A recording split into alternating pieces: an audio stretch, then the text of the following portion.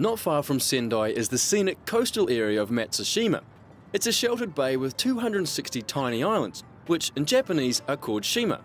Each of them is covered in pines known as matsu, hence the region's name, Matsushima.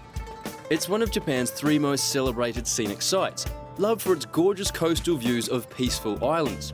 It's also a place where you'll find a number of cultural landmarks, like Tsugaji Buddhist Temple and the Zen Gardens of Enshun. There are numerous cruise boats that take tourists around the island on sightseeing tours. But the most visited of the area's highlights is the Godaido. This tiny little temple perched on an islet has been here for over 400 years. It's a stunning example of traditional Japanese architecture and is one of the most photographed landmarks in the country. And it's not hard to see why. This is one of the 3 bridges that leads into Godaido Temple. Now, originally, there weren't these 2 big planks here, and you'd have to walk across very carefully and concentrate. The theory being that once you came here, you were very centered and ready to pray. The temple was built in the 800s by the local ruler as a symbol of his victories in the area. Today, it's one of the 3 most iconic landscapes in Japan, which I have to say is pretty special.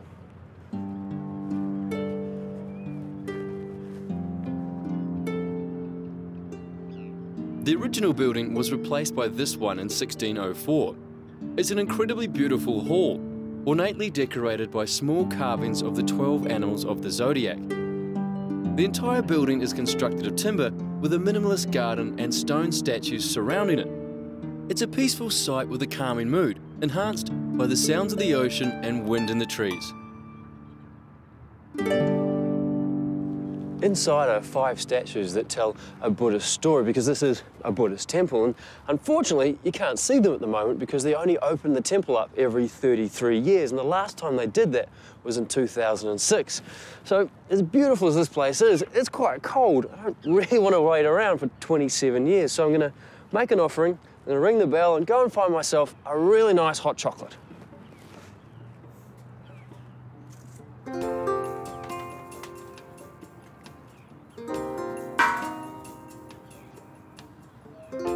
It's moments like these that I love the most. Embracing a different culture and stunning surrounds is a pretty special experience.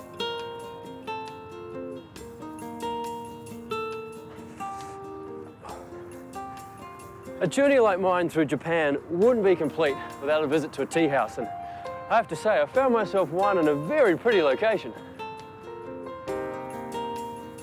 This place is called the Kanranti Tea House. It sits on a hill right near the Godaido, overlooking Matsushima Bay. It was built in the 16th century and is next door to the Matsushima Museum, a place where you can see artifacts from the time. For centuries, people have visited the tea house, normally politicians or only the most wealthy. Today, anyone can experience a traditional tea ceremony. A tea ceremony is all about the preparation and presentation of matcha, which is powdered green tea. Now, a lot of that ceremony was developed by the Zen Buddhists, because in the 8th century, when tea was just emerging in Japan from China, it was only the priests that could really afford it, and they were using it for its medicinal purposes. And you know, when something's really expensive, you want to make it, a big deal out of it, so they did. And the funny thing is, if it hadn't been so expensive, a tea ceremony probably never would have been invented. While the nice lady is preparing the tea, I, as the guest, sit here and I am to pick up the treat that I am given. I cut it, and I eat it. Oh, it's really good. It's really good. And a lot of the ceremony is about give and take. She's preparing the tea for me, and then I give my appreciation. It's a lot about you get something and you give back, which I really like, especially when you're getting beautiful treats like this. It's beautiful.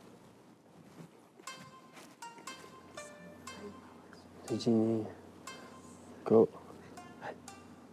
That.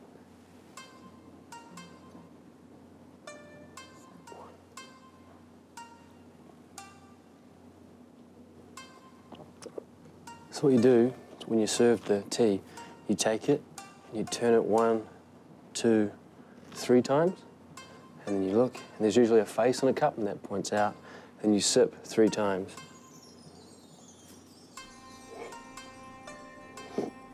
3, just like that.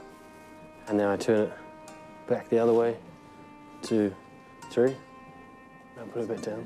A tea ceremony can be very involved, like a very traditional one can last up to 4 hours, and it depends on many things, like if it's summer or it's winter, how many guests there are, and kind of what kind of tea they're going to have. So if you want to do a traditional one, put a fair bit of time aside. I've done a really simple one because I don't have the time, and I like lots of tea. Arigatou gozaimasu. Thank you.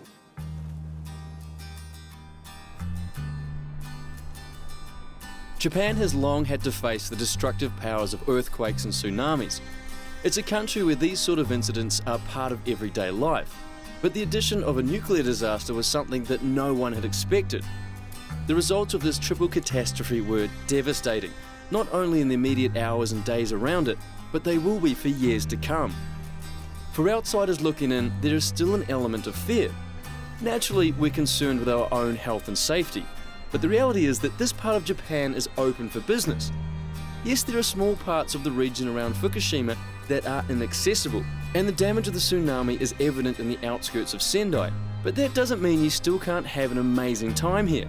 The ski resorts are open, the historic temples and tourist sites are welcoming visitors, and most importantly, the people of these areas are looking for tourists to return to help them recover. Next week, I'm continuing my tour of the land of the rising sun, heading to the far south to explore the subtropical paradise of Okinawa. Often referred to as being Japan's Hawaii, it's a part of the country with its own unique culture and history. It's an adventure into a part of the country that often goes unexplored by Western tourists, and is in complete contrast to Japan's cold and mountainous north, and I have to say, I can't wait to show it to you. For more information on this or any other episode of The Travel Bug, log on to thetravelbugtv.com and you can find out where I'm heading to next.